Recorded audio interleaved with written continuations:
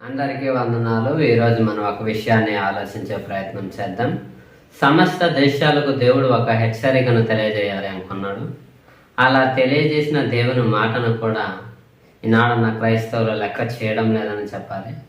ముందుగా ఆయన తెలియజేసిన వార్తను మనం చూడగలిగితే కీర్తనల గ్రంథం 100వ అధ్యాయం ప్రారంభవచనం. కీర్తనలు 100వ అధ్యాయం ప్రారంభవచనం. సమస్త దేశములారా యెహోవాకు ఉత్సాహధ్వని చేయుడి. సమస్త దేశములారా అంటే దేశాలు యెహోవాకు ఉత్సాహధ్వని చేయాలి అని చెప్పట్ల. సమస్త దేశములు అంటే దేశం అంటే మట్టి కాదు, దేశం అంటే మనుషులు. సమస్త మనుషులంట యెహోవాకు ఉత్సాహధ్వని చేయాలంట. సంతోషముతో యెహోవాను సేవించండి అని కీర్తన 100వ అధ్యాయం మనకు కనబడుతుంది. ఉత్సాహ గానము చేయుచు ఆయన సన్నిధికి రండి. ఆదివారాలు కానివ్వండి, మిగతా కార్యక్రమాల్లో కానివ్వండి, ఆయన సన్నిధికి మనం ఏ విధంగా వెళ్ళాలి అంటే ఉత్సాహ గానము చేయుచు ఆయన సన్నిధికి వెళ్ళాలంట.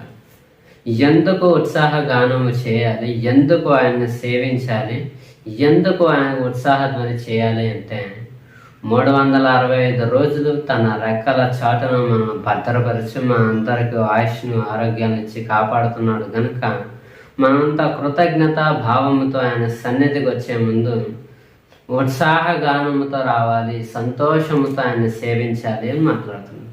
3వ ఎందుకు అలా సేవించాలి, ఎందుకు అలా ఆయన సన్నిధికి రావాలి అంటే యెహోవాయే దేవుడని తెలుసుకోండి. ఆయనే మనల్ని పుట్టించను, మనము ఆయన వారము, మనము ఆయన ప్రజలము. మనమంతా యెహోవాయే దేవుడని తెలుసుకోవాలి అంట.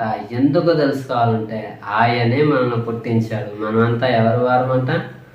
ఆయన వారము. అందుకే క్రొత్త నిబంధనలో పౌలు గారు మాట్లాడుతూ మీరు క్రీస్తు వారు, క్రీస్తు దేవుని వాడు. మూలానికి వెళితే అందరికీ మూలం ఒక్కడే మనకు కనబడతాడు, ఆయనే యెహోవా. ఆయన ఎవరంటే సమస్త దేశాలు తెలుసుకోవాలి, సమస్త మనుషులు తెలుసుకోవాలి, యెహోవాయే దేవుడని తెలుసుకోండి. మరి ఒక మాటను మనం చూడగలిగితే ద్వితీయోపదేశ కాండము 4వ అధ్యాయం 39వ వచనం. ద్వితీయోపదేశ కాండము 4వ అధ్యాయం 39వ వచనం. కాబట్టి పైనున్న ఆకాశమందును క్రిందనున్న భూమి యందును యెహోవాయే దేవుడనియు మరి ఒక దేవుడు లేడనియు నేడు నీవు ఎరిగి జ్ఞాపకమునకు తెచ్చుకొను. ద్వితీయోపదేశ కాండం అంటే మరి ఒకసారి దేవుడు మరలా మోషే గారి ద్వారా చెబుతున్న మాట, ఆకాశమును క్రింద భూమి యందును యెహోవాయే దేవుడని తెలుసుకోవాలి అని మోషే గారి ద్వారా దేవుడు ఇశ్రాయేలులకు చెప్పడం జరిగింది. అదే ఇశ్రాయేలులకి ఐగుప్తు దేశం నుండి వారికి రప్పించినప్పుడు 10 ఆజ్ఞలు గల పక్కమైన రాతి పలకల మీద వారికి ఇచ్చిన మొట్టమొదటి ఆజ్ఞ ఏంటంటే నేను తప్ప వేరొక దేవుడు మీకు ఉండకూడదు అని ఆనాడు ఇశ్రాయేలుకి దేవుడు ఆజ్ఞలు ఇచ్చాడు. కీర్తన 100వ అధ్యాయానికి వచ్చేసరికి సమస్త దేశాలకు అంటే సమస్త మనుషులకు దేవుడు చెబుతున్న మాట ఏంటంటే యెహోవాయే దేవుడని తెలుసుకోండి. ఆయన ఎవరు అంటే మనల్ని సృష్టించిన వాడు, మనల్ని కన్నవాడు అన్న విషయాన్ని మనం ఖచ్చితంగా జ్ఞాపకం చేసుకోవాలి. అందుకే పౌలు గారు తన పత్రికలో దేవతలు అనబడిన వారు, ప్రభువులు అనబడిన వారు అనేకులు ఉన్నను, మనకు ఒక్కడే దేవుడు ఉన్నాడు, ఆయన పరలోకమందు ఉన్నాడు అని ఇదే మాటను మనం ఎఫెసీ పత్రికలో కూడా చదవగలిగితే విశ్వాసం ఒక్కటే, బాప్తిస్మం ఒక్కటే, అందరికీ తండ్రి అయిన దేవుడు ఒక్కడే.